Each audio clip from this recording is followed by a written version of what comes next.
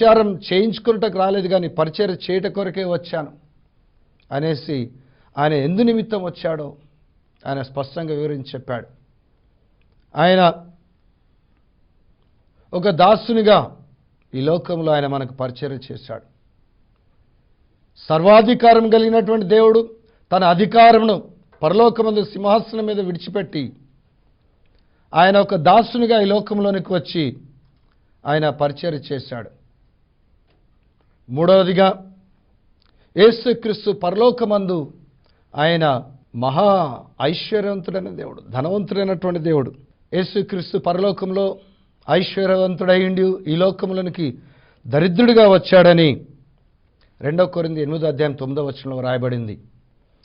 ఆయన పరలోకంలో అత్యంత ఐశ్వర్యవంతమైనటువంటి స్థితిలో ఉండేటటువంటి దేవుడని శిష్యుడైనటువంటి యోహాను ఆయన ప్రకటన గ్రంథంలో పరలోక ప్రత్యక్షతను చూచి ఆయన ఈ విధంగా వ్రాసి ఉన్నాడు. పరలోకంలో ప్రకటన 4:2-4 వరకు మనం చూసినట్లయితే, అదిగో పరలోకమందు ఒక సింహాసనం వేయబడి ఉండెను, సింహాసనమందు ఒకడు ఆసీనుడై ఉండెను. ఆసీనుడైన వాడు దృష్టికి సూర్యకాంత పద్మరాగములను పోలినవాడు మరకతం వలె ప్రకాశించు ఇంద్రధనుస్సుని సింహాసనం ఆవరించి ఉండెను. సింహాసనం చుట్టూ 24 సింహాసనం ఉండని, సింహాసనందు 24 పెద్దలు తెల్లని వస్త్రములు ధరించుకుని తమ తలల మీద సువర్ణ కిరీటములు, బంగారు కిరీటములు పెట్టుకున్న వారై కూర్చున్నారని వ్రాయబడింది. అంతేకాకుండా పరలోక పట్టణం యొక్క ఐశ్వర్యం గురించి మరి భక్తుడైనటువంటి యోహాను వ్రాస్తూ, ఆ పట్టణము ప్రాకారము సూర్యకాంతములతో మరి కట్టబడెను, పట్టణము స్వచ్ఛమగు స్ఫటికంతో సమానమైన శుద్ధ సువర్ణముగా ఉన్నది, బంగారంతో ఉంది ఆ పట్టణం. ఆ పట్టణపు ప్రాకార పునాదులు అమూల్యమైన నానావిధ రత్నములతో అలంకరింపబడి ఉండెను. మొదటి పునాది సూర్యకాంతప్రాయి, రెండవది నీలము, మూడవది యమునారాయి, నాలుగవది పచ్చ, ఐదవది వైఢూర్యము, ఆరవది కెంపు, ఏడవది సువర్ణరత్నము, ఎనిమిదవది గోమదికము, తొమ్మిదవది పుష్యరాగము, 10వది సువర్ణల సునీయము, 11వది పద్మరాగం, 12వది సుగంధము. దాని 12 గుమ్మములు 12 ముత్యములు, ఒక్కొక్క గుమ్మము ఒక్కొక్క ముత్యముతో కట్టబడి ఉన్నది. పట్టణపు రాజవీధి శుద్ధ సువర్ణమైన స్వచ్ఛమైన స్ఫటికమును పోలి ఉన్నది. హల్లెలూయా. ఈ విధంగా రత్నములతో దాని ప్రాకారములు పునాదులు కట్టబడ్డాయి, బంగారంతో దాని వీధులు చేయబడ్డాయి. ఇటువంటి ఐశ్వర్యవంతమైనటువంటి స్థితిలో ఉన్నటువంటి మన ప్రభువైన యేసుక్రీస్తు మన నిమిత్తము తన ఐశ్వర్యమును పరలోకంలో విడిచిపెట్టి ఆయన ఈ లోకంలోనికి ఒక పేద వడ్లవాని కుటుంబంలో ఆయన జన్మించినట్లుగా దేవుని వాక్యంలో రాయబడింది. ఈ లోకంలోనికి వచ్చినప్పుడు ఆయన ఇల్లు లేనివాడుగా జీవించాడు. ఒకసారి ఆయన మాట్లాడుతూ, నక్కలకు బొరియలున్నాయి, ఆకాశ పక్షులకు గూళ్ళున్నాయి, కానీ నాకైతే తలవాల్చుకోవటానికి కూడా స్థలం లేదని చెప్పాడు. అటువంటి మరి ఇల్లు లేని స్థితిలో ఆయన పేదరికంలో ఈ లోకంలో జీవించాడు. ఆయన సిలువేయబడినటువంటి సమయంలో ఆయన వస్త్రములను కూడా తీసుకొని అందరూ పంచుకున్నారు.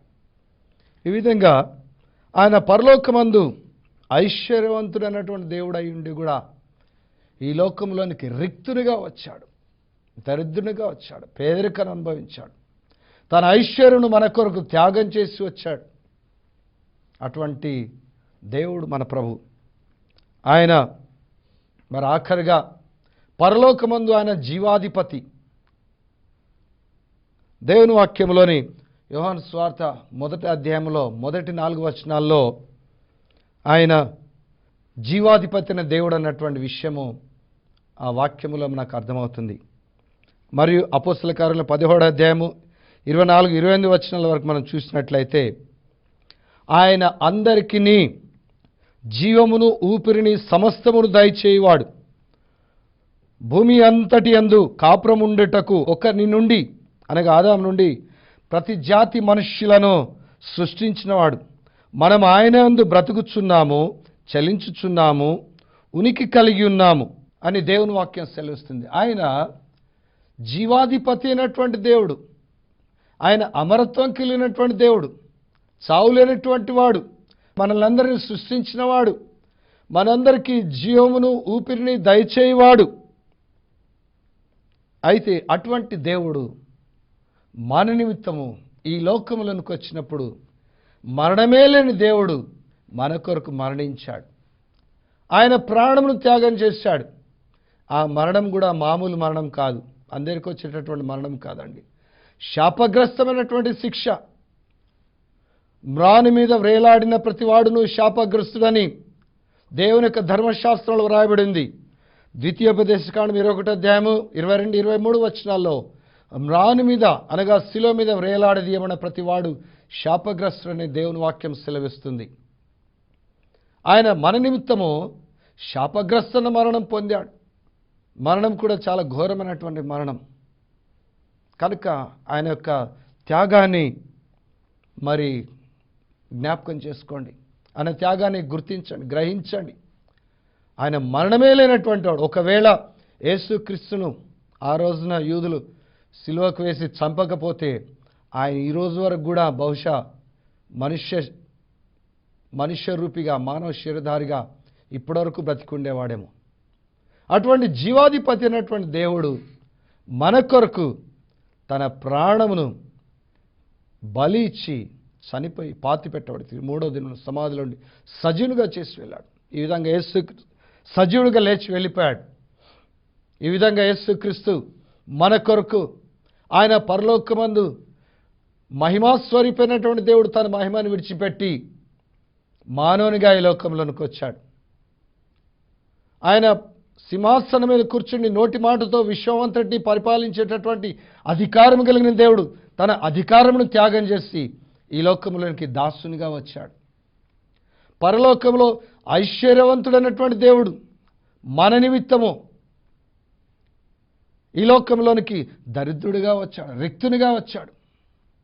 పరలోకంలో ఆయన జీవాధిపతి, సమస్త జీవులను సృష్టించినవాడు ఆయనే, సమస్త జీవులకు ఊపిరిని జీవమును దయచేవాడు ఆయనే.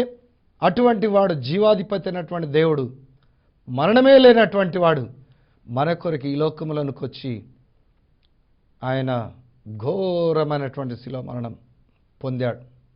మన నిమిత్తం తన ప్రాణంని త్యాగం చేశాడు.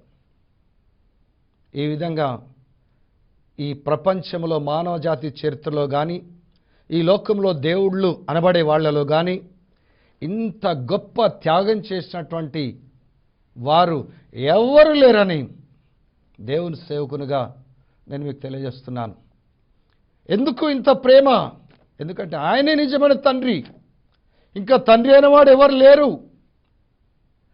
తండ్రి అయిన వాడికి ఇటువంటి ప్రాణం పెట్టే ప్రేమ ఉంటుంది కానీ ఇంకెవరికి ఉండదు. అత్యున్నతమైనటువంటి ఈ త్యాగమును బట్టే, ఈ సుప్రీం సాక్రిఫైస్ని బట్టే మన జీవితాల్లో, కుటుంబాల్లో ఆయన నామంలో ప్రార్థన చేసినప్పుడు అద్భుతములు జరుగుతున్నాయి.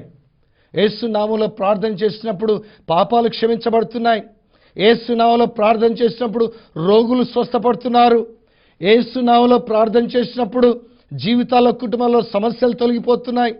యేసు నామంలో ప్రార్థన చేసినప్పుడు జీవితాల్లో, కుటుంబాల్లో అక్కర్లన్నీ తీర్చబడుతున్నాయి. యేసు నామంలో ప్రార్థన చేసినప్పుడు ప్రజలు నరకములో నుండి తప్పించబడి దేవుని రాజ్యంలోనికి వస్తున్నారు. యేసు నామములో ప్రార్థన చేసినప్పుడు సమస్తమైనటువంటి అక్కర్లు తీర్చబడుతున్నాయి, అద్భుతములు జరుగుతున్నాయి. కారణం ఏంటంటే యేసు నామములో దేవుడు మన కొరకు అత్యున్నతమైనటువంటి త్యాగమును ఈ లోకంలోనికి వచ్చి చేశాడు.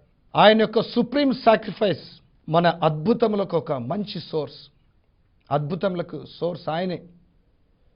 అద్భుత కార్యములకు కారణం ఆయన యొక్క అత్యున్నత త్యాగమే మన జీవితంలో, కుటుంబంలో అద్భుతములు, స్వస్థతలు జరగడానికి కారణం. కనుక ఈ సమయంలో అత్యున్నతమైనటువంటి త్యాగం చేసినటువంటి యేసుక్రీస్తు నామములో మనం ప్రార్థన చేసుకుందాం. మన జీవితంలో, కుటుంబంలో అన్నిటినీ మనం అవసరమైన అన్నిటినీ పొందుకుందాం. ప్రార్థన చేసుకుందాం.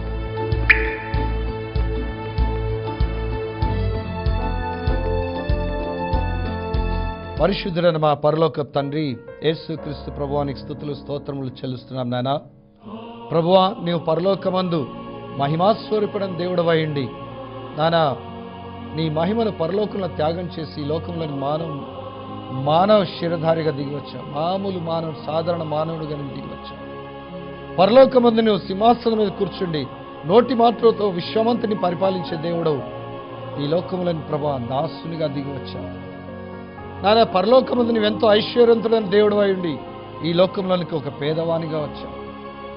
ప్రభువా, నువ్వు పరలోకంలో జీవాధిపతి అయిన దేవుడవై ఉండి ఈ లోకంలోనికి మా కొరకు నీ ప్రాణం త్యాగం చేయట కొరకు వచ్చావు.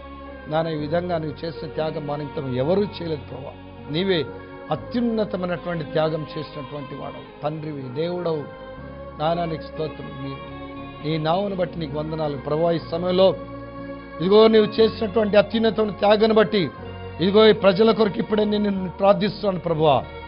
యేసు నామములో ప్రభువా, ఇదిగో నాతో ప్రార్థనలో ఏకీభవిస్తున్న ప్రతి బిడ్డ యొక్క జీవితంలో, కుటుంబంలో ప్రభుని యేసు నామములో ఇప్పుడే అద్భుతములు జరుగును గాక.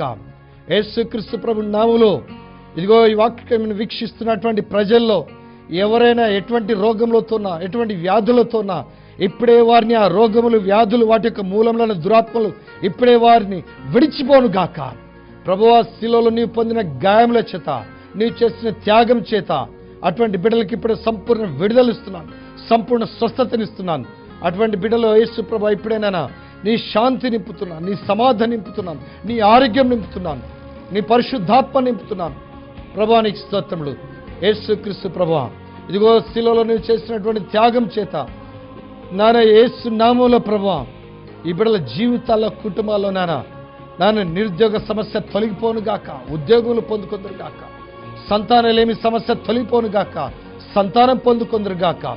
ఈ బిడ్డల జీవితాల, కుటుంబాల ప్రభువా సమస్యలను తొలగిపోను గాక. అన్ని విషయంలో ఈ బిడ్డలు ఆశీర్వదించబడుదురు గాక. యేసుక్రీస్తు ప్రభువానికి స్తుతులు, స్తోత్రం తెలుసుకున్నాను ప్రభా. ఇదిగో నీవు చేసినటువంటి త్యాగమును పరిశుద్ధాత్మ దేవా ఈ ప్రజలు ఇంకా గ్రహించడానికి సహాయం దయచేయండి నాన్న. ఈ ప్రజలు ఇంకా గ్రహించి ప్రభువా నిన్ను హత్తుకున్నట్లుగా చేయండి ప్రభా. నీవే నిజమైన తండ్రివి, నీవే నిజమైన దేవుడవు, నీవు మాత్రమే దేవుడు, నీవు తప్ప వేరొక దేవుడు లేరు, నీవు తప్ప వేరొక తండ్రి లేరు అన్న సంగతి ఈ ప్రజలు గ్రహించడానికి సహాయం దయచేయండి నాన్న. కేవలం దేవుడు అత్యున్నతమైనటువంటి త్యాగం చేసినటువంటి యేసు నామములోనే ప్రజలకు అందుబాటులో ఉన్నాడన్న సంగతి ఈ ప్రజలు తెలుసుకొందురుగాక ప్రభా. ఈ ప్రజలు నిన్ను హత్తుకొందురుగాక యేసు నామములో ప్రభా. ఇదిగో నాయన ఈ టీవీ కార్యక్రమం వీక్షిస్తున్న ప్రజలకు పాపములు యేసు నామములో ఇప్పుడే క్షమింపబడును గాక. వీరి యొక్క ప్రతి పాపం యేసు ప్రభా నీ రక్తంలో ఇప్పుడే కడగబడును గాక. వీరి ఆత్మలు యేసు నామములో ఇప్పుడే రక్షింపబడును గాక. ఈ బిడ్డల ముక్తి మోక్షం పొందుకొందురు గాక. వీరందరూ పరలోక రాజ్యానికి వారసులవుదురు గాక ప్రభువా. ఇదిగో ఈ బిడ్డల ద్వారా నీ నామం మహిమపరచబడును గాక, నీ రాజ్యం విస్తరించును గాక. యేసుక్రీస్తు నామమున ప్రార్థించి వేడుకొనుచున్నాను పరమ తండ్రి. Amen, amen, amen, amen. ఇంతవరకు దైవజనులు రెవరెండ్ డాక్టర్ శాంతికిరణ్ గారి ద్వారా దైవ సందేశాన్ని విని ఆశీర్వదించబడినారని నమ్ముచున్నాం. దైవజనుల ప్రార్థనలో ఏకీభవించి మీరు స్వస్థత గాని, అద్భుతం గాని పొందుకున్నట్లయితే వెంటనే ఒక ఉత్తరం ద్వారా గాని, ఒక ఫోన్ ద్వారా గాని, ఒక ఈమెయిల్ ద్వారా గాని మాకు తెలియజేయండి. మీతో కలిసి ప్రభువులో మేము ఆనందిస్తాం. మీ ప్రార్థన అవసరతలను కూడా ఎప్పటికప్పుడు మాకు తెలియజేయండి. మా ఫోన్ నంబర్ 9849710742. మా అడ్రస్